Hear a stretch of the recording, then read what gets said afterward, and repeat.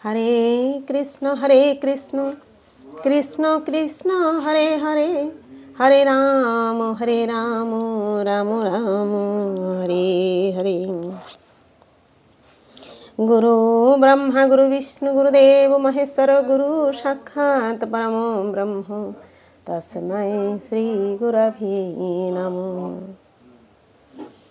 जय गुरुदेव। पाठ करছি श्रीमद् भागवत गीता त्रयोदश अध्याय प्रकृति पुरुष विवेक योग, श्लोक नंबर 23।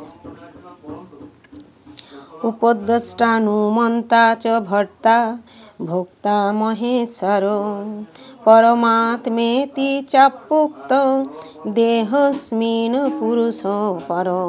उपद्रष्टा साक्षी, अनुमंता अनुमोदनकारी, च माने वो, भर्ता माने पालक, भोक्ता माने भोगकर्ता, महेश्वर महेश्वर भगवान, परमात्मा परमात्मा, इति এইভাবে च एवं ओपि ও উক্ত বলা হয় দেহে দেহে, অস্মিন এই পুরুষ পুরুষ পুরুষ, পর পরম। অনুবাদ, এই দেহে আরও একজন পরম পুরুষ রয়েছেন, যিনি হচ্ছেন উপদ্রষ্টা, অনুমন্তা, ভর্তা, ভোক্তা ও মহেশ্বর। তাকে পরমাত্মাও বলা হয়। তাৎপর্য, এখানে বলা হয়েছে যে সর্বক্ষণ জীবের সঙ্গে বিরাজমান পরমাত্মা পরমেশ্বর ভগবানের প্রকাশ। তিনি একজন সাধারণ জীব নন, কারণ অদ্বৈতবাদী দার্শনিকেরা যেহেতু ক্ষেত্রজ্ঞকে এক বলে মনে করেন, তাই তাদের মতে জীবাত্মা ও পরমাত্মার মধ্যে কোনো পার্থক্য নেই। সেটিকে আরও পরিষ্কার করে বোঝাবার জন্যে ভগবান এখানে বলেছেন যে তিনি পরমাত্মা রূপে প্রতিটি দেহে বিরাজ করেন। জীবাত্মা থেকে তিনি পৃথক, তিনি পর অর্থাৎ প্রপঞ্চাতীত। জীবাত্মা কোনো একটি বিশেষ ক্ষেত্রে কার্যকলাপ উপভোগ করে থাকে, কিন্তু পরমাত্মা সীমিত ভোক্ত বা দেহের কর্মফলের ভোক্তারূপে থাকেন না। তিনি বিরাজ করেন সাক্ষী, পর্যবেক্ষক, অনুমোদনকারী ও পরম ভোক্তা রূপে। তার নাম পরমাত্মা, জীবাত্মা নয়, এবং তিনি প্রপঞ্চাতীত। এখানে স্পষ্টভাবে বোঝানো হয়েছে যে আত্মা ও পরমাত্মা ভিন্ন। পরমাত্মার হাত ও পা সর্বত্রই আছে, কিন্তু জীবের তা নেই।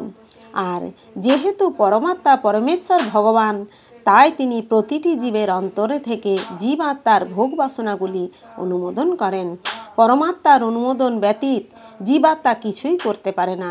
জীবাত্মা ভুক্ত বা প্রতিপালিত এবং ভগবান ভোক্তা বা প্রতিপালক। অসংখ্য জীব আছে এবং তাদের পরম সুহৃদ রূপে তিনি তাদের অন্তরে বিরাজ করেন। প্রতিটি স্বতন্ত্র জীবই পরমেশ্বর ভগবানের সনাতন বিভিন্নাংশ এবং তারা উভয়ই একে অপরের ঘনিষ্ঠ বন্ধু।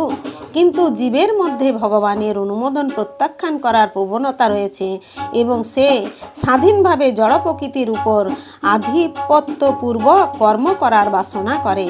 যেহেতু তার এই প্রবণতা রয়েছে, তাই তাকে বলা হয় পরমেশ্বর ভগবানের তটস্থা শক্তি। জীব ভগবানের জড় শক্তি অথবা তার পরাশক্তিতে অবস্থান করতে পারে। যখন সে জড় শক্তির বন্ধনে আবদ্ধ হয়ে পড়ে, তখন পরমেশ্বর ভগবান তাকে তাঁর পরা প্রকৃতিতে ফিরিয়ে নিয়ে যাবার জন্য তার পরম বন্ধু পরমাত্মা রূপে তার সঙ্গে সঙ্গে থাকেন। ভগবান জীবকে পরা প্রকৃতিতে নিয়ে যাবার জন্যই সর্বদাই উদ্গ্রীব, কিন্তু জীব তার ক্ষুদ্র স্বাতন্ত্র্যের প্রভাবে প্রতিনিয়ত পরম চিন্ময় জ্যোতিস্বরূপ ভগবানের সঙ্গ প্রত্যাখ্যান করছে। তার স্বাতন্ত্র্যের অপব্যবহার করার ফলে জীব এই জড় প্রকৃতিতে সংসার দুঃখ ভোগ করছে। ভগবান তাই সর্বক্ষণ তার অন্তর থেকে এবং বাইরে থেকে উপদেশ দিচ্ছেন।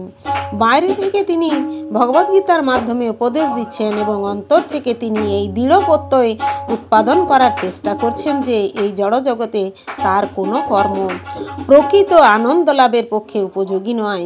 তিনি বলছেন এই সব কিছু পরিত্যাগ করে আমার প্রতি বিশ্বাসভাজন হও, তাহলেই তুমি সুখী হতে পারবে।